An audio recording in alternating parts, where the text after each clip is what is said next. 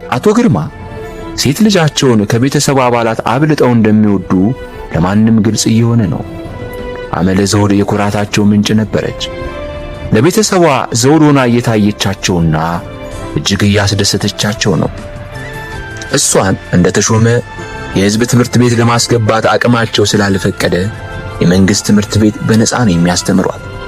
በትምህርቷ ጎበዝ፣ አባቷን የምታከብር፣ ወላጆቿን ለማስደሰት የምትጥር፣ ከዕድሜዋ በላይ በአስተሳሰብ የበሰለች ናት። ድንቄን ሲደበድቡባት ደስ ባይላትም እንደተሾመ ቂም ይዛ በአባቷ ላይ አታመርም። አባቷ የሚወዷትን ያህል እሷም ትወዳቸዋለች። አባቷ ለእሷ ያላቸው የበዛ ፍቅር ቢያጠፉም ዘወትር ይቅርታ እንድታደርግላቸው ግድ ይላታል።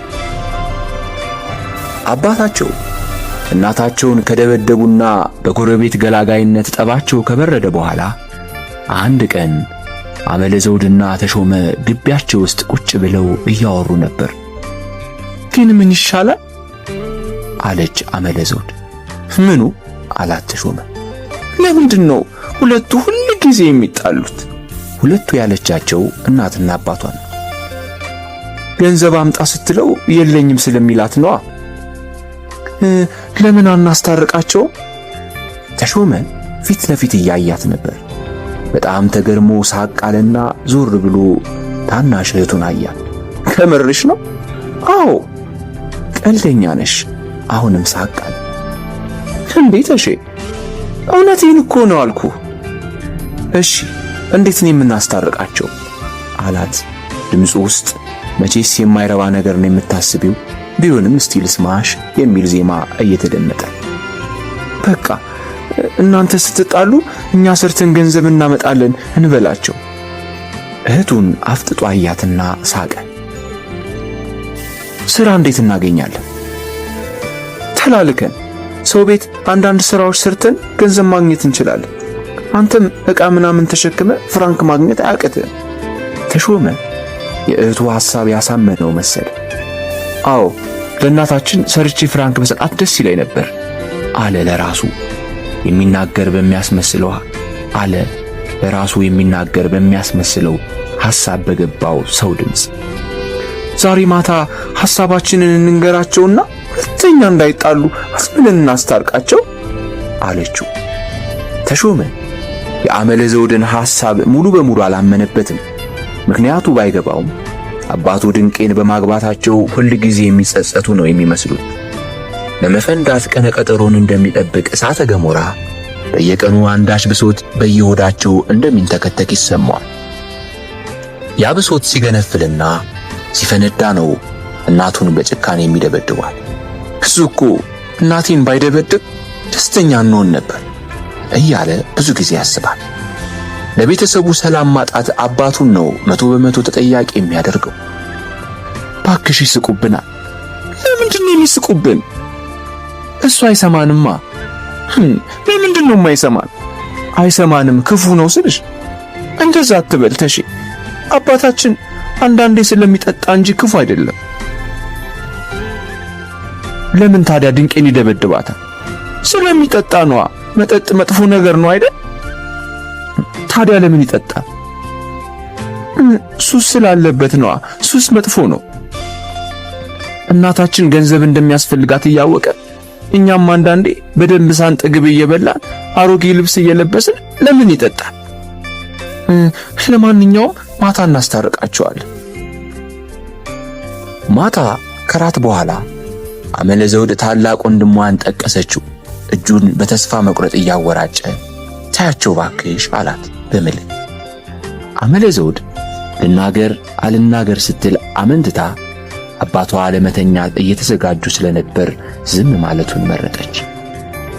ተሾመ አባቱን የሚጠላው እናቱን ስለሚደበድቡበትና ትምህርትን ለምን ጠንክራ አትማርም እያሉ ስለሚጨቀጭቁት ብቻ አይደለም። ከሌሎች የሰፈሩ ልጆች በአለባበስና በኑሮ ሁኔታቸው ዝቅ ብለው ለመገኘታቸው ምክንያቱ አባቱ እንደሆኑ ያስባል። ዛሬ እንቁጣጣሽ ነው፣ አዲስ ዓመት። ከጠዋቱ 3 ሰዓት ገደማ ሆኗል። ቤተሰቡ በሙሉ ቤት ነበሩ። ተሾመ በማለዳ ወደ ውጭ ወጣ ብሎ ያገኛቸው እኩዮቹ አዳዲስ ልብስ ለብሰው በማየቱ ቅናትና ቁጭት እያንገበገበው ነበር። አባቱን ለብቻው በሆዱ ሲራገምና ሲሳደብ ቆይቶ ለምንድን ነው አዲስ ልብስ የማትገዛልን ብሎ ጠየቃቸው። የለበስከው ልብስ ምን ሆነ? ተገርሞ ሳቅ አለ። እንዴ ይሄማ አሮጌ ልብስ ነው። መች ተቀደደ አሉ አባቱ። አመለ ዘውድ እናቷ የምትላትን ለመፈጸም ዝግጁ ሆና አጠገቧ ቁጭ ብላለች። ድንቄ ቀደም ብሎ ታርዶ የተገነጣጠለውን ዶሮ ስጋውን ስታጥብ እያየቻት ነበር። የተሾመና የአባቷ ቃለ ምልልስ ስቧት ተሾመ አጠገብ መታ እየቆመች የጎረቤት ልጆች በሙሉ እኮ አዲስ ልብስ ተገዝቶላቸዋል አለች። እነሱ አባቶቻቸው የወር ደሞዝ የሚከፈላቸው ናቸው። እንደኔ ቀን ስራ የሚሰሩ ሳይሆኑ የመንግስት ሰራተኞች ናቸው። ሁሉም አዲስ ልብስ ሲለብሱ እኛ ለምን አሮጌ እንለብሳለን? ተሾመ ጠየቀ። ነገርኳችሁ እኮ ይኸው ለበዓሉ ዶሮ ገዝቻለሁ አሉ በአገጫቸው ወደ ድንቄ እያመለከቱ። ለእናንተ ልብስ መግዣ የሚሆን ገንዘብ ግን የለኝም። ሁሉም ቆዳ ጫማ ሲያደርጉ እኮ እኔ በረባሶ ነው የማደርገው አለ ተሾመ። እኔም እኮ ኮንጎ እየተቀደደብኝ ነው፣ እንደውም ሰፍቼው ነው እንጂ እስካሁንም አላደረገውም ነበር አለች አመለ ዘውድ ከኋላ እንዲሁም ከፊት አንድ ጎን ላይ በክር የተሰፋውን ኮንጓን እያሳየቻል። አቶ ግርማ በረጅሙ ተነፈሱ። አይ ልጆቼ ገንዘብ ስለሌለኝ እንጂ ቢኖረኝ ለእናንተ ሰስታለሁ። ሹራቤ እዚህ ጋር ሊቀደድ ነው አለ ተሾመ ክርኑ ላይ የሳሳ ሹራቡን ለአባቱ እያሳየ። ሱሬም ቂጡ ላይ የተጣፈ ነው። እኔም ከነተራ አንገቱ ላይ ተቀዷል አባባ አለች አመለ ዘውድ ወደ ደረቷ እያመለከተች። አቶ ግርማ ልጆቻቸው የሚያሳዩአቸውን በእርጋታ ሲያዩ ቆይተው ፊታቸውን ወደ ሌላ አቅጣጫ ዞረው በትካዜ ይስማሉ። የትምህርት ቤት ልጆች አዲስ ልብስ ይገዛላችሁ፣ እኛ ብቻ አሮጌ ለብሰን ልንሄድ ነው አለ ተሾመ እንደመነጫነጭ እያለ። በቃ ገንዘብ ሳገኝ ሌላ ቀን እገዛላችኋለሁ። አቶ ግርማ በረጅሙ ከተነፈሱ በኋላ መቼ? ተሾመ ፈጥኖ ጠየቀ። ሌላ ጊዜ እኮ መቼ? ገንዘብ ሳገኝ አልኩ አይደል? ለመስቀል አመለ ዘውድ ጠየቀች። አባቷ ዝም አሉ። እሺ ለገና? ገናማ በጣም ሩቅ ነው አለ ተሾመ። አሁን አስጨቅጭቁኝ፣ ገንዘብ ሳገኝ እገዛላችኋለሁ አልኳችሁ። አቶ ግርማ ድንገት በቁጣ ጮሁ። በልጆቹ ጭቅጨቃ ብቻ ሳይሆን የሚወዷቸው ልጆቻቸውን በዓመት አንድ ጊዜ ለአዲስ ዓመት ለማልበስ እንኳን እጅ ያጠራቸው ድሃ መሆናቸውን ሲያስቡ አዝነው ነው ቱግ ያሉት። ሁለቱ ልጆቻቸው ደንገጥ ብለው በዝምታ ባሉበት ላፍታ ቆዩ። ተሾመ ድንገት ብልጭ አለበት። ኤጭ እንደማለት እጁን አየር ላይ በቁጣ ወርውሮ ከቤት እየተቆናጠረ በፍጥነት ወጣ። አቶ ግርማ ይሄ ልጅ ጎረመሰ ሲሉ አሰቡ። ምንም ቃል ግን ከአንደበታቸው አልወጣም። የልቴን ነው አለችው አመለ ዘውድ ከቤት ወጥታ ሩጥ ብላ ተሾመ ላይ ደርሳበት እየተከተለችው። የኛ አባት ክፉ ነው አለ ተሾመ እጁን እያወራች። እንዴት? ለምን እንዲህ አልክ? ግራ ተጋብታ ጠየቀችው። ሌሎች አባቶች ለልጆቻቸው ልብስ፣ ጫማ፣ ሌላም ነገር ይገዙላቸዋል። የኛ አባት ግን ምንም አይገዛም፣ ክፉ ነው። እገዛላችኋለሁ ብሏል እኮ ተሼ። አይገዛልንም፣ ውሸቱን ነው። መቼ ስንለው ዝም አለን አይደል? ግን እኮ አባታችን ይወደናል አለች አመለ ዘውድ። ቢወደንማ ልብስ ይገዛልን ነበር። ፍራንክ ስለሌለኝ ነው እኮ አለ። ስለሌለኝ ነው አለ አይደል? አለው፣ ውሸቱን ነው። አመለ ዘውድ ዝም አለች። ተሾመ የሚለው አልተዋጠላትም። በቃ እኔ ወደ አስፋልት ልሂድ። እዚህ አዳሜ አዲስ ልብስ ለብሶ እኔ አሮጌ ልብሼ ምን እሰራለሁ አላት። ከግቢው ሲወጣ እየተከተለችው ተሼ ለምሳ ትመጣለህ አይደል ብላ ጠየቀችው። አልመጣም፣ እሰራለሁ። ዶሮ ወጥ እኮ ነው። ይሁና። ቆም ብላ በዓይኖቿ ተከተለችው። ተሾመ ከግቢያቸው ሲወጡ በምትገኘው ከግራና ከቀኝ በቤቶች በታጠረች ቀጭን መንገድ አልፎ ወደ ዋናው የመንገዱ የጠጠር መንገድ እንደወጣ አዲስ ጂንስ ሱሪና ጃኬት ከለበሰ ከእኩያው የሰፈራቸው ልጅ ጋር ተገናኙ። ድንገት ዷ ብሎ ከፈነዳ ፊኛ አየር በየአቅጣጫው እንደሚበተን የቅናት መንፈስ በመላ ሰውነቱ ከመቅጽበት ተሰራጨ። ተሼ አለ ልጁ። ታዲያስ? ልጁ ባያስተውለውም ፊቱ ላይ ቅናቱ ቁልጭ ብሎ ይታያል። አዲስ ልብስን አትለብስም እንዴ? እንቁጣጣሽ እኮ ነው። ለመስቀል ነው የሚገዛልኝ። ላብ ስምጥ እያደረገው ዋሸና በፍጥነት አልፎት ሄደ። አበባየሆሽ ለምለም፣ አበባየሆሽ ለምለም፣ አበባየሆሽ ለምለም፣ አበባየሆሽ ለምለም። አመለ ዘውድ ግቢያቸው ውስጥ እንደቆመች የሰፈሩ ልጃገረዶች ድምፅ ከቅርብ ርቀት ተሰማት። ቤት ውስጥ እናቷን ለመርዳት ጉድ ስትል መዋሏ ልጅነቷን ቀስ በቀስ እየሸራረፈው እንደ አዋቂ ለኑሮና ለቤተሰብ ተጨናቂ ያደረጋት ቢሆንም የልጅ ባህሪያዋን አለቅልቅ አልገፋችው። እናም አበባየሆሽ የመጨፈር ፍላጎት በውስጧ ተንደፋደፈ። ትንሽ ልቧ በጉጉት ተንጠለጠለች። እናቷ ግን ዶሮ ስትሰራ እንድታግዛት ትፈልግ ይሆናል። ሮጣ ወደ ቤት ገባችና ድንቄ አበባየሆሽ ልጨፍር ብላ በልመና አይነት የእናቷን ፈቃድ ጠየቀች። ምን ይሰራልሻል? አለች ድንቄ ዶሮ ማጠቡ ላይ እንዳተኮረች። ደስ ይለኛል፣ ልጨፍር ድንቄ። ትሂድ አሉ አቶ ግርማ። በይ ሂጂ፣ ብዙ ግን እንዳትቆይ። እሺ ድንቄ። ወሳኝ ግብ እንዳገባ ስፖርተኛ እየፈነደቀች ከደሳሳ ቤታቸው ሮጣ ወጣች። ልጆች ጎረቤታቸው ወይዘሮ መዓዛ መስፍን ቤት በር ላይ ቆመዋል። አንዷ ትንሽ ከበሮ ትከሻዋ ላይ አንጠልጥላለች። ሁሉም አዳዲስ ልብስ ለብሰዋል። አዲስ ጫማም ተጫምተዋል። ለአፍታ ረስታው የነበረውን አስታወሰች። ለካ እሷ አዲስ ልብስ አልለበሰችም። ፊቷ ተቀያየረ። አፈረች፣ ቀናችም። በመጣችበት ፍጥነት አልተቀላቀለቻቸውም። በእርጋታ እየተራመደች አንዴ ሄድ አንዴ ቆም እያለች መሃላቸው ደረሰች። እሺ አበባየሆሽ ልትጨፍሩ ነው? አለቻቸው።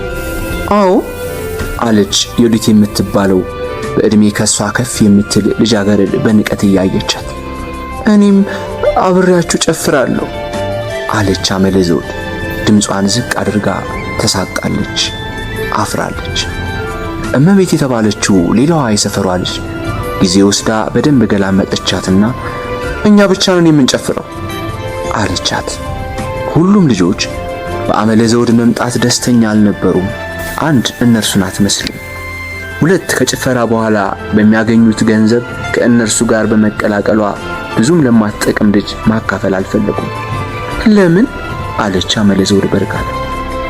አይሆንም እኛ ጋር አትጨፍሪም አለቻት ዮዲት በቁጣ። እንደኛ አዲስ ልብስ አትለበሽም፣ ደግሞ አዲስ ልብስ ሳትለብሺ ከኛ ጋር መጨፈር ያምርሻል አለች እመቤት። አመለ ዘውድ ኩምሽሽ ብላ በዝምታ ቆመች።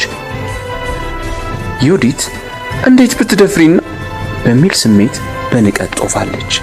ስታስጠላ፣ በቃ አንፈልግሽም፣ በቃ ኑ እናንተ እንዳትከተይን አንፈልግሽም ብላ እጆቿን የሁለት ልጆች ትከሻ ላይ አሳርፋ እንሂድ ብላ ወደፊት ገፋቻቸው።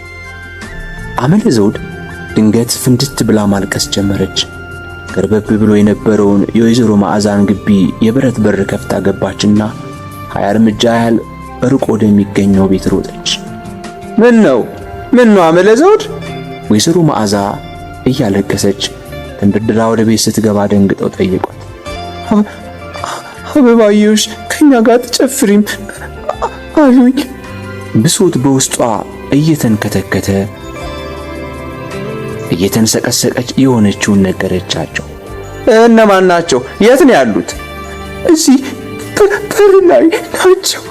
ወይዘሮ መዓዛ ብድግ ብለው ወጡ። ልጆቹ ከወይዘሮ መዓዛ ቤት የግቢ በር 5 እርምጃ ራቅ ብለው ቆመዋል። የትኛው ቤት መጨፈር እንዳለባቸው እየተወያዩ ነበር። ምንድን ነው አሉ ወይዘሮ መዓዛ ወደ ልጆቹ ቀርበው ተራ በተራ እያዩአቸው። ከልጆቹ መሃል አንዷ የራሳቸው ልጅ ፋይል ጉታ ናት። አመለ ዘውድ ወይዘሮ መዓዛን ተከትላ መጣ። ወይዘሮ መዓዛ ግቢ በር ላይ ቆማ እንባዋን በልብሷ እጅጌ እየጠረገች ሁኔታውን መከታተል ጀምራለች። ምን ብላችኋት ነው ብለው ጠየቁ ወይዘሮ መዓዛ። አንፈልግሽም ስንላት በግድ ከእናንተ ጋር ጨፍራሉ ትላለች አለችው። ለምንድን ነው እሷ ከእናንተ ጋር የማትጨፍረው? በቃ እንዴ እኛ አንፈልጋትም፣ ደግሞ አዲስ ልብስ አልለበሰችም እመቤት መለሰች። ታዲያ ባትለብስስ? ሲኖራት እኮ ነው የምትለብሰው። ከሌላት ያላትን ለብሳ መጨፈር ትችላለች። አሮጌ ልብስ ለብሳ ዩዲት ጠየቀች። አዎ ከሌላት ከየት ታመጣለች አሉና ወይዘሮ መዓዛ ወደ አመለ ዘውድ ዞር ብለው ስም በያቸው። አመለ ዘውድ የሌለሽን ከየት ታመጫለሽ? ወደ ልጆቹ ደግሞ ዞረው ነውር ነው እንደዚህ አይባልም። እሷም እንደናንተ ልጅ እኮ ናት። አበባዮሽ ማለት መጫወት ትፈልጋለች። አራቱ ሕፃናት የወይዘሮ መዓዛን ተግሳጽ በዝምታ ሰሙ። በሉ አሁን ታረቁ፣ አብራችሁ ትጨፍር ነይ አመለ ዘውድ። አመለ ዘውድ በእርጋታ ወደ ልጆቹ ቀረበች። በሉ እንጂ ጨብጧት። ሁሉም ሳይመስላቸው እጃቸው ላይ ትልቅ ድንጋይ የታሰረ ያህል በግድ እየዘረጉ አመለ ዘውድን ጨበጧት። አዎ እንዲህ ነው አሉ መዓዛ ልጆቹ ሲጨባበጡ በፈገግታ እያዩ። ልጃገረዶቹ እርስ በርስ እየተያዩ ዝም ብለው ቆሙ። በሉ ጨፍሩ፣ ከዚሁ ከኛ ቤት ጀምሩ አሉ ወይዘሮ መዓዛ። ልጃገረዶቹ ወደ ግቢው የብረት በር ቀረቡ። አበባየውሽ አለች ዩዲት። ለምለም አሉ ሌሎቹ እያጨበጨቡ። ባለከበሯም ከበሯን እየደለቀች። አመለ ዘውድ አይኖቿ ላይ የተረፈ እንባዋን በእጅጌዋ ጠራረገችና እንደማመንታት እያለች እጆቿን ለጭብጨባ አነሳች።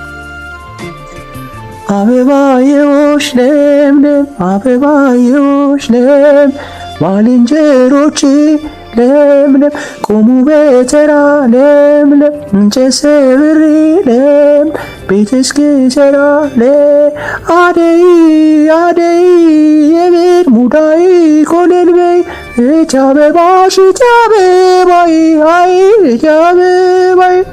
አመለ ዘውድ በየቤቱ እየዞሩ ሲጨፍሩ የአራቱን ልጆች ያህል ነፃና ደስተኛ አልነበረችም። በአሮጌ ልብስና ጫማዋ ምክንያት እሷ የተለየች ሆና ትታይ ነበር። ሁሉም ሰው እሷን ብቻ ለይቶ የሚያያትና የምታስጠላቸው ይመስላትም ነበር። መዞር ያለባቸውን ቤት አዳርሰው ጨፈሩ።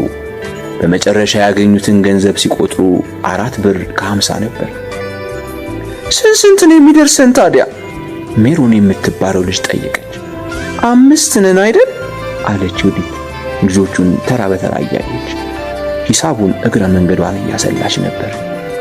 አመለ ዘውድን በንቀት እያየቻት አንቺ ሳንፈልግሽ ስለሆነ የመጣሽው 50 ሳንቲም ነው የምንሰጥሽ አለቻት። ከሌሎቹ ያነሰ ማግኘቷ ተገቢ የሆነ ያህል አመለ ዘውድ ምንም ቃል አልተነፈሰችም። 50 ሳንቲሙን ተቀብላ ከባድ የዝቅተኝነት ስሜት እየተሰማት ወደ ቤት ሄደች። እሷም ሆነ የእሷ ቤተሰቦች በእርግጥም ከሰፈሩ ሰዎች ሁሉ የተለዩ እንደሆኑ መረዳት ከጀመረች ሰነባብታለች። እነሱ ያጡ የነጡ ድሆች ናቸው። የእነሱ ቤት ሳሎንም መኝታ ቤትም ማዕድ ቤትም ሆና የምታገለግል ባለ 1 ክፍል ደሳሳ ናት። የሰፈሩ ሰዎች በሙሉ ግን የተለያዩ ክፍሎች ያሏቸው ትልልቅ ቤቶች አሏቸው። ልጆቻቸው ከነሱ የተሻለ ይለብሳሉ። አባቶቻቸውና እናቶቻቸውም ጥሩ ልብስ ለብሰው ነው የምታያቸው። ብዙዎቹ ልጆቻቸው ከፍለው የሕዝብ ትምህርት ቤት ያስተምራሉ። ሶፋና ቴሌቪዥን፣ ሌሎችም ውድ ዕቃዎች አሏቸው። ልጆቻቸው እንደነሱ መሬት ሳይሆን አልጋ ላይ ነው የሚተኙት። አዎ ዓለም ዘውድ በሁለት ዋና ክፍሎች መከፈል ጀምራለች። የእሷ ቤተሰብና ሌሎች